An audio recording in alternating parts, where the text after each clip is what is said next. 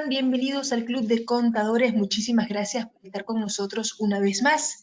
El día de hoy presentamos la segunda sesión de este curso taller de cómo llenar correctamente la DJ anual del impuesto a la renta 2022 en su formato de empresas. Nuevamente con nosotros se encuentra nuestro amigo el doctor Fernando Efio Pineda, quien ya está en plataforma, y a quien le damos la más cordial bienvenida. Doctor, muy buenas noches. Espero se encuentre usted muy bien el día de hoy y sin más preámbulos, le dejo los micrófonos y las pantallas para que pueda iniciar. Adelante. Perfecto, gracias. Gracias por la introducción. Muy buenas noches con todos. Mi nombre es Fernando Efio. Estuve con ustedes el día de ayer en la primera sesión de 3 de este curso denominado Cómo llenar correctamente la declaración jurada anual del impuesto a la renta 2022 en el formato de empresas. Y bueno, vamos a continuar con el curso. Nos quedamos en la deducción de gastos. Pero antes de iniciar, me gustaría saber si alguno de los participantes tiene alguna duda, tiene alguna observación, algún comentario de lo que explicamos el día de ayer para cerrar ese capítulo. Recuerden que ayer tratamos las rentas, cuál es el ámbito de aplicación del impuesto a la renta. Revisamos un poco el artículo 1 de la ley y relacionamos con el artículo 3 de la misma ley. Luego analizamos el tema de los costos, el costo computable. Hicimos casos prácticos y hubieron ciertas preguntas y bueno, y espero que haya quedado claro, ¿no? Pero si por casualidad hay alguna persona que tenga alguna duda, algún comentario, alguna observación, bueno, este es el momento de poder hacerlo para poder precisar lo que no haya quedado claro. Entonces pueden escribir a través del chat, como también pueden utilizar el audio para manifestar sus inquietudes. ¿Hay alguna persona? Creo que no. No. Parece que no, Blanquita, ¿cierto?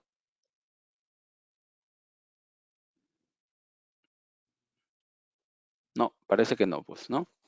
Entonces vamos a continuar. No hay ningún problema. No hay ningún problema. Eso es lo mejor, ¿no? Las cosas deben quedar claras para que no haya ningún tipo de duda al final. A ver, segundo. Vamos a analizar un poco ahora los aspectos importantes para la deducción de gastos de este año 2022. En realidad el tema de gastos es un tema muy amplio que no se agota digamos, que nunca se agota, ¿no? Siempre está el tema para la discusión. No obstante, vamos a comentar algunos gastos principales. Hemos planteado algunos gastos que incurren frecuentemente las empresas, pero eso no quita de que si tuvieran alguna duda respecto de otros gastos, bueno, yo encantado de poder comentarles sobre el particular. Entonces, vamos a partir de la idea que los gastos los gastos deducibles podrían dividirse en 3 grupos. Hay gastos que no están sujetos al límite, es decir, no hay nada que condiciona la deducción de ese gasto. No hay límite de porcentaje, no hay absolutamente nada. Entonces, en ese tipo de gastos, bueno, habría que verificar la aplicación, el cumplimiento del criterio de causalidad para que sea deducible, ¿no? Claro, también la razonabilidad del gasto. Hay otro grupo de gastos denominados sujetos al límite. Eso sí, digamos, van a estar sujetos a un límite que puede ser un porcentaje, un importe de la UIT, entre otros. Y también vamos a encontrar un grupo de gastos condicionados, los cuales para que sean deducibles tienen que cumplirse con ciertas condiciones. En el primer grupo de gastos no sujetos al límite podemos encontrar a los tributos. Los tributos no están sujetos a ningún límite, ¿no? Siempre es lo que corresponde. Pues si tengo un predio y me cobran, la municipalidad me cobra impuesto predial, bueno, yo tengo la obligación legal de pagar ese impuesto predial. Y ese gasto no debería estar sujeto a límite alguno, ¿no? Salvo lo que corresponde estrictamente a la propiedad que poseo. Lo mismo podría suceder con el impuesto al patrimonio vehicular. Son gastos que no están sujetos a ningún límite. Las mismas remuneraciones al personal, no vinculado con la empresa. Igualmente, no hay límite para su deducción. Pero claro, esta tiene que demostrarse que hay causalidad, tiene que demostrarse que el personal trabaja en la empresa, ¿okay? Tiene que pagarse la remuneración, entre otros temas, ¿no? Pero bueno, no hay ningún límite que, digamos, que permita o establezca la limitación para deducir ese tipo de gastos. En el caso del segundo grupo, vamos a encontrar los gastos recreativos, los cuales, como ustedes saben, están sujetos a un límite del 0.5% de los ingresos, con un límite a su vez de 40 UITs. Lo mismo sucedería con los gastos de representación, que también tienen ese límite. Podemos mencionar adicionalmente a las dietas al directorio, que como ustedes seguro han leído, están sujetos a un límite del 6% de la utilidad comercial. Y así vamos a encontrar otros gastos que también están sujetos a un cierto límite. Y en el tercer grupo vamos a encontrar a gastos que están condicionados, es decir, gastos que para su deducción deben cumplirse con ciertas condiciones. El ejemplo típico de este grupo de gastos son aquellos desembolsos que constituyen para supersector rentas de segunda, cuarta y quinta categoría, los cuales, para que sean deducibles, tienen que ser pagados hasta la fecha de vencimiento de la declaración jurada anual del impuesto a la renta. De lo contrario, si no se cumple con esta condición, ese gasto no podría ser deducible. Fíjense, la condición ahí es la de pago, ¿no? Y así vamos a encontrar otros conceptos que también están sujetos a una condición. Entonces, vamos a explorar rápidamente estos gastos para, digamos, concluir. Esperamos que sea a la mitad de la sesión de hoy día y luego empezar ya con el desarrollo del propio formulario anual, que tiene ciertas novedades y eso lo vamos a discutir hoy día. Entonces, dentro de los gastos no sujetos al límite, vamos a encontrar a los tributos, como mencionamos, vamos a encontrar a las primas de seguros que cubran activos, personal y lucro cesante de la actividad. Vamos a observar también a los gastos por cobranza dudosa, regalías, beneficios sociales a los trabajadores y también a los gastos preoperativos, ¿no? Vamos a detenernos un poquito en cuanto a la provisión y castigo de cobranza dudosa. Ese es un tema que siempre nos preguntan, que constantemente nos preguntan, más ahora que se aproxima pues las fechas para la presentación de la declaración jurada anual. Siendo así, podríamos mencionar que el inciso I del artículo 37 de la Ley del Impuesto a la Renta señala que son deducibles para efecto de determinar la renta neta del ejercicio, entre otros, los castigos por deudas incobrables y las provisiones equitativas por el mismo concepto, siempre que se determinen las cuentas a las que corresponden. Sin embargo, este inciso, permítame un segundo, por favor.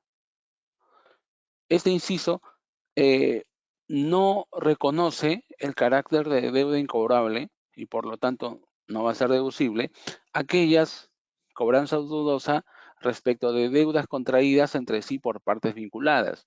Es decir, si hay una empresa A que está vinculada con la empresa B y esta empresa B le debe a la empresa A financieramente, contablemente puede hacer una provisión de cobranza dudosa. Sí, financieramente lo puede hacer, pero esa provisión de cobranza dudosa que hace respecto de la deuda que tiene por cobrar a la empresa B, que es vinculada, no puede ser deducible en ningún caso para efectos del impuesto a la renta, porque este inciso I del artículo 37 lo prohíbe, ¿no? No lo permite. ¿Qué más? Tampoco se permite la cobranza dudosa de deudas afianzadas por empresas del sistema financiero y bancario, garantizadas mediante derechos reales de garantía, depósitos dinerarios o compra-venta con reserva de propiedad. Es decir, si una empresa, la empresa A, tiene por cobrar una deuda a la empresa B y la empresa B afianzó esa deuda mediante una garantía que podría ser proveniente del sistema financiero o bancario, no podría tributariamente deducir una cuenta de cobranza dudosa porque la ley del impuesto a la renta lo prohíbe. Lo mismo sucede con deudas que hayan sido objeto de renovación o prórroga expresa. Es decir, deudas, si una empresa A tiene una cuenta por cobrar a la empresa B y las relaciones comerciales se mantienen y siguen su ritmo incluso, a pesar que existe esa deuda, y la empresa A le sigue dando crédito o le sigue renovando el plazo para que la empresa B pague la deuda. En ese caso, tampoco se acepta la deducción tributaria por cobranza dudosa. Financieramente sí lo podrían hacer, pero tributariamente no. Entonces, son limitaciones que establece el propio inciso I del artículo 37 de la ley del impuesto de la renta. Entonces, centrándonos en el primer párrafo del inciso I, vamos a encontrar que hay dos conceptos. Por un lado están los castigos por deudas incobrables y por otro lado están las provisiones equitativas por el mismo concepto. Las provisiones por deudas incobrables. O sea, son dos aspectos que deben diferenciarse porque cada uno tiene sus propias condiciones. En el caso de la provisión, el artículo 21 del reglamento de la ley del impuesto a la renta precisa cuáles son las condiciones para poder deducir esa provisión de cobranza dudosa. Así señala este artículo 21 respecto de la provisión, ¿okay? Solamente provisión, que para efectuar la provisión de deudas incobrables, a que se refiere el inciso I del artículo 37 de la ley del impuesto a la renta, se deberá tener en cuenta las siguientes reglas. ¿Okay? Esos son los detalles que debemos cumplir. El carácter de deuda incobrable o no deberá verificarse en el momento en que se efectúa la provisión contable. ¿Okay? Si al 31 de diciembre de 2022 estamos evaluando, queremos hacer una cobranza dudosa, bueno, debemos verificar en ese momento si respecto de esa cuenta se cumplen o no las condiciones para que califique como de cobranza dudosa. Y el segundo punto que hace este artículo, que hace referencia a este artículo 21 del reglamento de la ley del impuesto a la renta, es que para efectuar la provisión por deudas incobrables se requiere el cumplimiento de dos condiciones. Para efectuar la provisión y poder deducirla como gasto, a efecto de determinar la renta neta del ejercicio, se requiere el cumplimiento de dos condiciones. La segunda, voy a empezar por la última, la segunda condición es que la provisión al cierre del año 2022, si es que estamos haciendo una provisión en ese periodo, que la provisión al cierre del año 2022 figure en el libro de inventarios y balances de forma discriminada, es decir, detallada. ¿A quién pertenece esa provisión? ¿Por qué sujeto he realizado esa provisión? Entonces, ese es un primer aspecto formal, digamos. La provisión debe estar detallada en el libro de inventarios y balances, ¿no? Y la segunda condición es que se cumplan cualquiera de estos momentos, vamos a llamarle así, cualquiera de estos momentos. ¿Ok? ¿Cuáles son esos momentos? Dice que la deuda se encuentra vencida y se demuestra la existencia de dificultades financieras del deudor que hagan previsible el riesgo de incobrabilidad, mediante análisis periódicos de los créditos concedidos o por otros medios. Esa es una primera alternativa. Una segunda alternativa para poder cumplir la primera condición.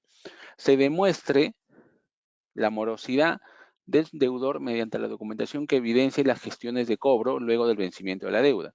O sea, la empresa, como alternativa para poder cumplir con esta primera condición, es demostrar la morosidad del deudor, pero esa demostración tiene que darse mediante la documentación que evidencie que la empresa ha realizado gestiones de cobro luego del vencimiento de la deuda. Le ha tocado las puertas constantemente a esta persona para que le pague. Le ha enviado cartas notariales, por ejemplo, ¿no? Le ha mandado correos, le ha realizado llamadas telefónicas. Esa es una segunda alternativa para cumplir con esta primera condición. O sea, no es necesario que se cumplan todos. Se necesita el cumplimiento de una. Tercera alternativa. o se realice el protesto de los documentos, que puede ser una letra, ¿no? También. Si yo protesto algún documento por cobrar, estoy cumpliendo con la primera alternativa. O el inicio de procedimientos judiciales de cobranza. Es decir, que yo vaya al Poder Judicial e inicie un procedimiento judicial. Entonces, solamente con el inicio de ese procedimiento yo ya cumplo con la primera condición. O, esta es la quinta alternativa me parece, o que hayan transcurrido más de 12 meses desde la fecha de vencimiento de la obligación sin que ésta haya sido satisfecha. Es decir, basta que hayan transcurrido más de 12 meses desde que la cuenta venció sin que ésta haya sido satisfecha para ya tener mi derecho a poder deducir este gasto. Pero debe entenderse que como punto inicial, siempre la empresa tiene que demostrar que ha realizado gestiones de cobro. O sea, imaginemos que una empresa realiza gestiones de cobro y sin éxito, y la deuda ya ha transcurrido más de 12 meses desde que venció. Entonces cumple con la condición. O de repente quiere protestar las letras. Perfecto. Entonces primero tiene que demostrar que ha realizado gestiones de cobro y luego el protesto de la letra, y con eso debería cumplir con las condiciones para poder deducir la provisión por deudas incobrables. Claro está, si adicionalmente cumplimos con que figure en el libro de inventarios y balances en forma discriminada esa cuenta de cobranza dudosa. Esas son las dos condiciones, ¿no? Primera condición es cualquiera de estas alternativas, más que se demuestre que la empresa ha realizado gestiones de cobro. Y la segunda condición es que la provisión al cierre de cada ejercicio debe figurar en el libro de inventarios y balances de forma detallada, de forma discriminada. Esto es respecto de la provisión de cuentas incobrables. ¿Y qué sucede con a ver qué pasó? ¿Qué sucede con el castigo? El castigo, digamos, tributario, solamente se activa en la medida que la empresa no haya deducido la provisión.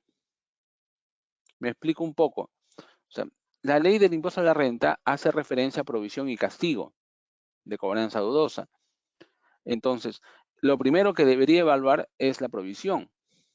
La provisión es el registro contable, ¿no? Y si yo cumplo las condiciones que hemos visto hace un momento, esa provisión es deducible. En ese supuesto, ya el castigo no tiene ningún efecto. El castigo solamente es un proceso contable que queda ahí, pero tributariamente el castigo no tiene ninguna consecuencia. Pero si yo hago una provisión contable de cobranza dudosa y esa provisión no cumple con cualquiera de estas condiciones, entonces esa provisión no debería ser deducible para el impuesto a la renta como provisión, pero sí podría deducirla a través de su castigo.